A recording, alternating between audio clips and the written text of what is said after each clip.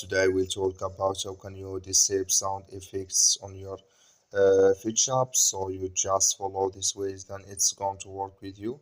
All you have to do in the first, you just go down here, click on this sign down here. So then it's going to take you to your profile. It's going to show for you like this. You scrolling down here until you will find here settings. Just click on it. So then it's going to take you to this list here. You will find here sound effects. Just click in this sign or this color.